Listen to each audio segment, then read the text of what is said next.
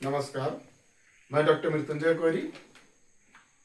मैं आपके सामने आज लेकर आया हूँ विश्व साहनी की जो कहानी है, चिप की दावत। चिप की दावत आप देख सकते हैं शीर्षक में कि किस तरह से चिप जो हमारे गेस्ट, हमारे बॉस, उसकी दावत जो पार्टी कर सकते हैं, जिसमें कि डिनर के लिए बुलाया जाता है। तो ये दावत जो भोज पार्टी जिसको हम लोग अलग तरह तरह से जानते हैं, ये चिप की दावत मतलब हमारे जो बॉस है उनको जो है पार्टी के लिए घर में आमंत्रित किया गया है। यह किस तरह से आमंत्रित किया गया है, कैसे, किसने किया, उसमें क्या उनकी मंशा है, क्या वो चाहते हैं, इसको आप इस कहानी में देखेंगे। यह कहानी विश्व साहनी का जो कहानी संग्रह पहला पाठ, इस कहानी संग्रह में यह 1956 में यह कहानी प्रकाशित हुई थी। इस कहानी के मुख्य पात्र जो नायक मिस्टर सोमनाथ है, मुख्य पात्र है। लेकिन इस दृष्टिकोण से मुख्य पात्र तो है, लेकिन सबसे जो विवश, लाचार या मजबूर इस कहानी में कोई है तो सोमनाथ की मां है और उनकी पत्नी। और इसमें चिप जो बस उनके जो है उनकी पत्नी और बाकी जो है उनके साथ जो आए थे वो उसका उस तरह से जिक्र नहीं होता है। पात्र में सिर्फ नाम यदि आता है तो सोमनाथ का आता है। यह कहानी अब देखेंगे वृत्त विवश पर आधारित है, क्योंकि जो सोमनाथ की जो मां है उस पर किस तरह से जो उम्र होने के बाद खराटे आना या जल्दी नींद आ जाना, नींद में खराटे आना, या जो हमारी जो पुरानी परंपरा है, हमारे प्राचीन संस्कार है, उसके अनुकूल जो उनका चलना, इस तमाम चीजों का कहीं न कहीं सोमनाथ को अच्छा नहीं लगता है। और इसी पर यह बातें की गई है। यह कहानी एक मध्यवर्गीय परिवार में अवसरवादिता, किस तरह से आप इसमें देखिएगा मध्यवर्गीय परिवार इस अवसरवादिता में कैसे अपना रूप बदलते हैं, तमाम चीजों को आप इस कहानी में देख सकते हैं। इसमें आप देखिएगा पारिवारिक मूल्यों का विघटन, ये जो पारिवारिक मूल्यों में किस तरह से संवेदनहीनता, विघटन में आप संवेदनहीनता कह सकते हैं, किस तरह से बिखराव, अपने जो एक पुत्र जो अपनी मां को, उसमें दो ही पुत्र का जिक्र होता है, लेकिन विशेष रूप से जो सोमनाथ का जिक्र है दूसरा पुत्र का है। लेकिन वो वहां ये कहते कि उनकी पत्नी जब कहती है कि तुम नहीं जाने दे, इस तरह की बात होती है। लेकिन यहाँ पर किस तरह से देखिए कि अपनी माँ के प्रति जो संवेदनहीनता से पेश आते हैं। उनको जब उनके बॉस आते हैं तो ये कहते हैं कि तुम यहाँ बैठकी में रहना, फिर वहां से अंदर चली जाना पीछे के रास्ते से, ये तमाम चीजें जिसको हम कह सकते हैं, आगे मैंने कहा है कि अब देखिएगा कि माँ को कूड़े दान के समान, डस्टबिन के समान जो है समझा जाता है। एक जगह से दूसरी जगह उसे स्थानांतरित किया जाता है आवश्यकता के अनुकूल, और ये यही संवेदनहीनता है। आप इसमें देखिए आधुनिकता बोध, आज लोग जिस तरह से कहते हैं कि आधुनिकता के नाम पर ऐसा जो दिखावा करते हैं कि जो पारंपरिक संस्कार है उनको भुलाते जा रहे हैं। आप देख सकते हैं ये आधुनिकता इस आधुनिक दौर में जो किस तरह से मध्य वर्ग जो है उच्च वर्ग में तब्दील होने के लिए किस तरह से वो बदलते जा रहे हैं, ये आप इस कहानी में आपको देखने को मिल रहा है।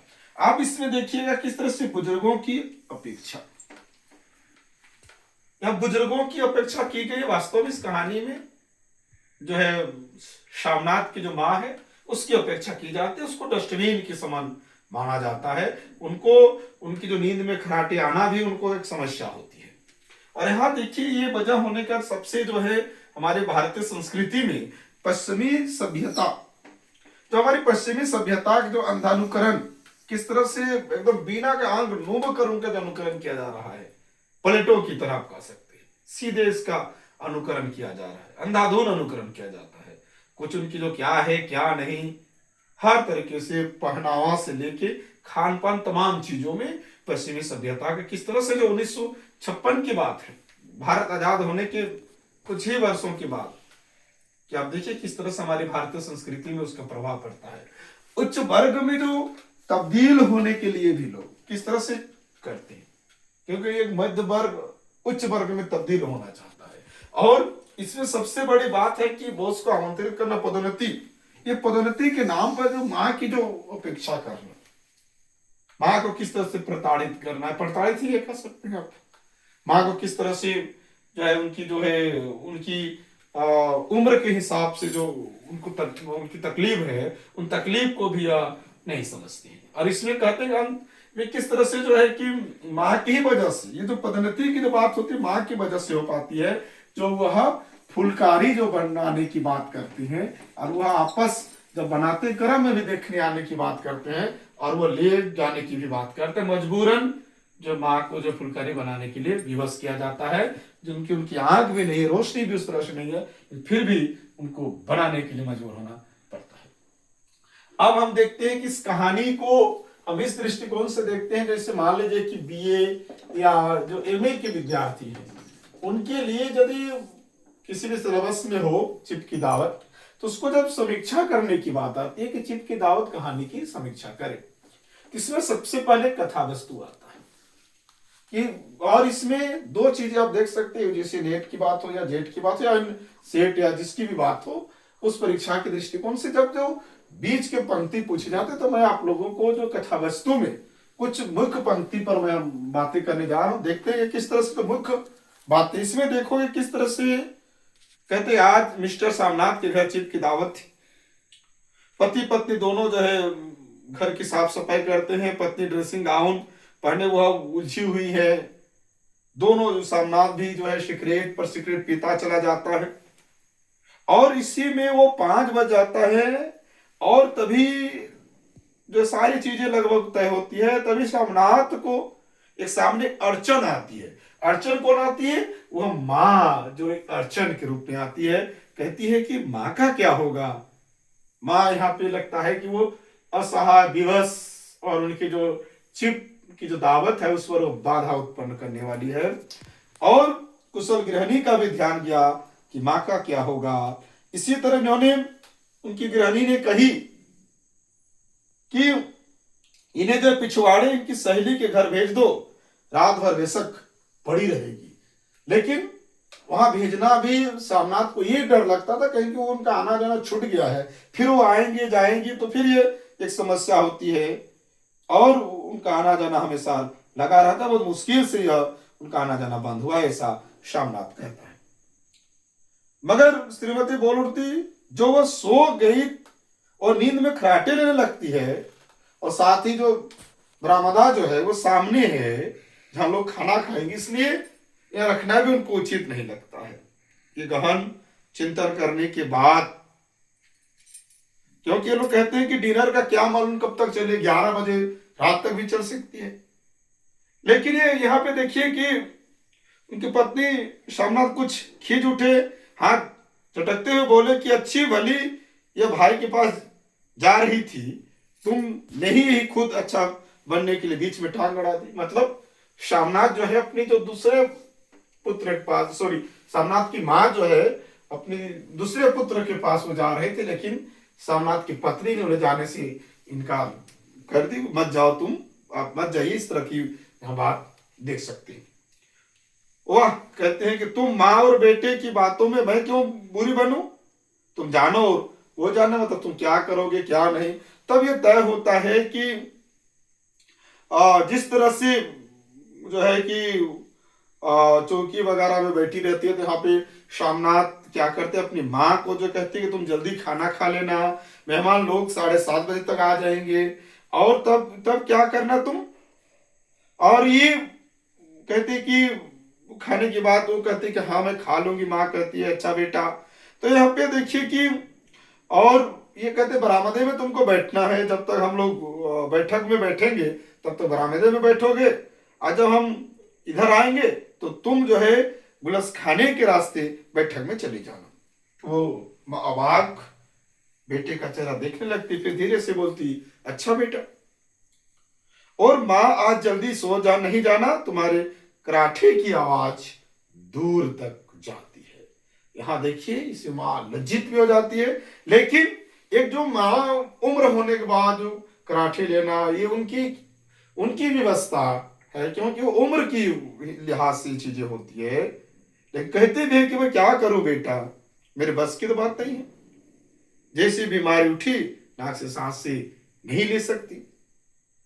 तो इस तरह की बातें यहाँ की जाती है। और इतना ही नहीं, और उसमें और उनको जो क्रोध, क्षोभ और क्रोध भी सामना हो जाता है। फिर ये कहते किस तरह से तुम वहां बैठेगी, ऐसे बाकी जगह जैसे अपनी टांगे उठाकर बैठती है ऐसे तुमको नहीं बैठना है, और नंगे पांव नहीं रहना है, खड़ाऊ पहनकर सामने आना है, तो नहीं तो तुम्हारी जो वो खड़ाऊ है मैं बाहर फेंक दूं। इस तरह की भी बात सामना करती है। और फिर ये कहते हैं कि कपड़े पहनने की, कि तुम कौन से कपड़े पहनोगी, इस पर भी सामना विचार विमर्श करते हैं।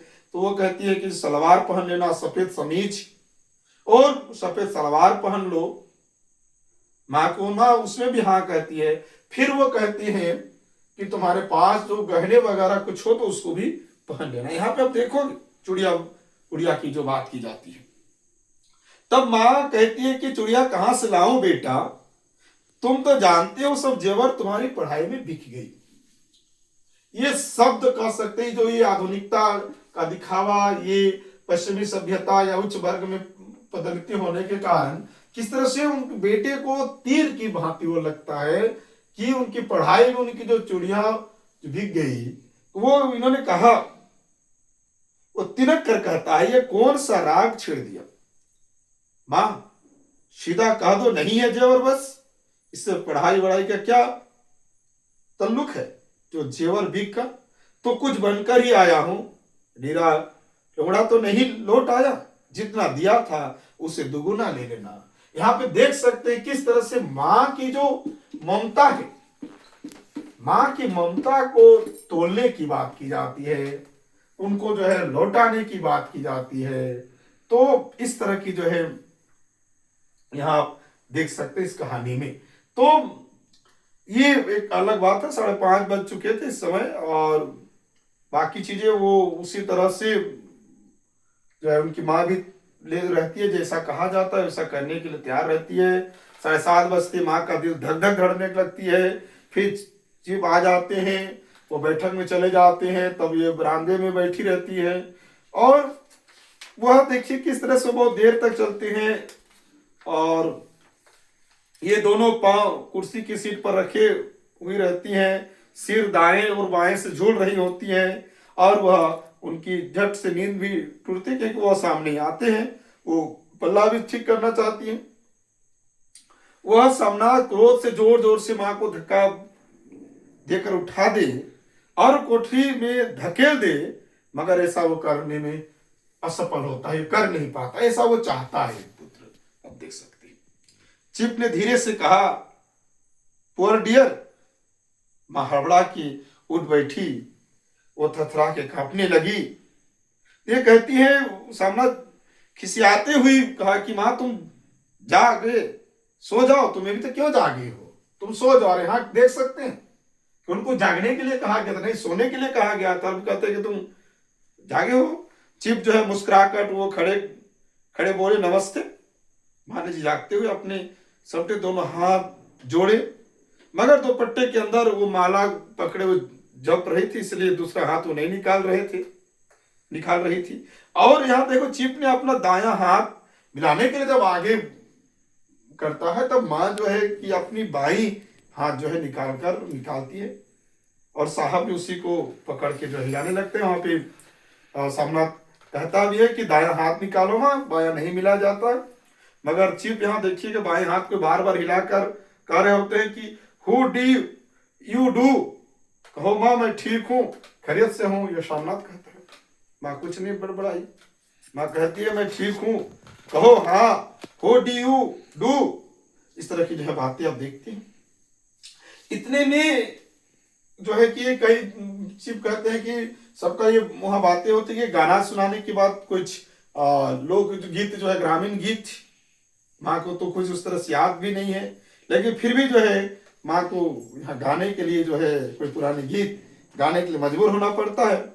माँ देखिएगा ज्यादा गा नहीं पाती है, वो दुर्बीर और लज्जित आवाज वो गाती भी है। पुरानी एक विवाह गीत गाती है, उसमें कहती है, हरियाणी माए हरियाणी भने हरियाते भागी भरिया है, यहाँ देसी स्त्रियां जो है खिलखिला के हंस उठती हैं, 3 पंक्तियां गा के माँ चुप हो जाती है। उसके बाद आगे देखिए ये पूरी तरह से एक माहौल बदल जाता है। अभी तक कहिए कि सिर्फ जो है वो दावत में सिर्फ खाना पीना चल रहा था, उसके अलावा कुछ नहीं हो रहा था अभी तक। फिर यहाँ कहते हैं कि किस तरह से कुछ जो है नई चीजें जो बनाई जाती है। पंजाब के गांवों में दस्तकारी क्या है, और सामनाथ खुशी में झूम रहा था। यहाँ देखिए किस तरह से ये बात अंग्रेजी में पूछा कि नहीं, मैं दुकानों की चीज नहीं मानता, पंजाबियों के घरों में क्या बनता है, औरतें खुद क्या बनाती हैं। तो औरतें यहाँ फुलकारी बनाने का काम करती हैं। तो ये फुलकारी अब देखिएगा कि वो माँ से बनाने के लिए आग्रह करती है, और माँ कहती है कि सामनाथ कहता है कि माँ कोई पुरानी घर में जो है फुलकारी वो निकाल के दिखाओ। तो क्यों माँ, कोई पुरानी फुलकारी घर में है? माँ चुपचाप अंदर गई और अपनी पुरानी फुलकारी उठाकर लाती है।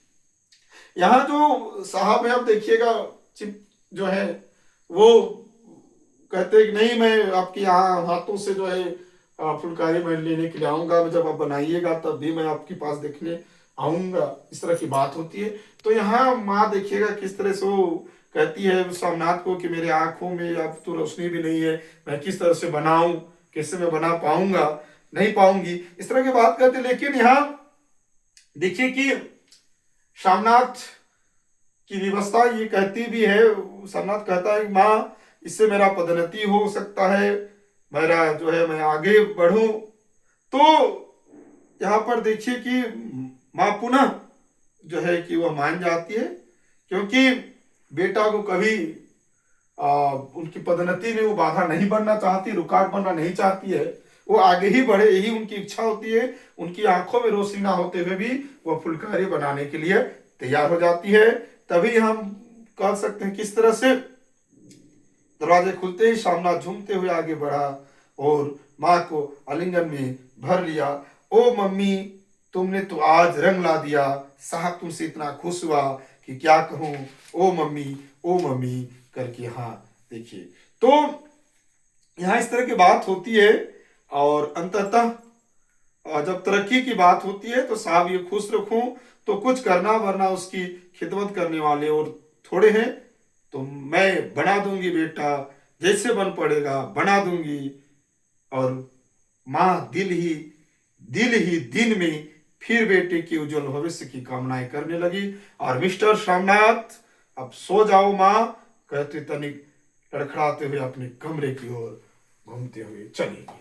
अब देख सकते हैं कि बीच में जब वो मना कर रही थी तब भी किस तरह से खींच रहे थे, लेकिन माँ अंततः अपने पुत्र की उन्नति या पदोन्नति, जिसको कह सकते हैं, उन्नति की बात करे या पदोन्नति की बात करे, उसके लिए जो माँ किस तरह से हमेशा वह रहती है, आगे तैयार रहती है, वो लड़खड़ाते हुए या किसी भी हालत में उनके लिए करने के लिए तैयार रहती है। अब यह पात्र चरित्रण यदि हम देखें, ये तो कथा वस्तु था। पात्र चरित्रण की हम बात करें तो ये पात्र दो ही, एक तरह से कहेंगे सोमनाथ और एक माँ की बात आप कर सकते हैं। माँ किस तरह से विवश है और अपने पुत्र के लिए किस तरह से आज भी वह लगी हुई है, और सोमनाथ इस आधुनिकता, पश्चिमी सभ्यता या किस तरह से कहिए कि उच्च वर्ग में तब्दील होने के लिए अपनी माँ को किस तरह से डस्टबिन की तरह, कूड़ेदान की तरह वह समझ रहा था। बुजुर्गों की प्रति किस तरह से अपेक्षा, इसको आप पात्र के अनुकूल आप देख सकते हैं। सोमनाथ के दृष्टिकोण से माँ की व्यवस्था देख सकते। संवाद योजना में माँ और पुत्र के बीच जो वार्तालाप है उसको आप देख सकते हैं, किस तरह से फुलकारी बनाने नहीं बनाने या चूड़ी वगैरह पहनने की जो बात है उसमें संवाद योजना आप देख सकते हैं। देश का वातावरण अब देखिएगा 1956 की ये बात है, और ये आज हमारे समाज बहुत ज्यादा है।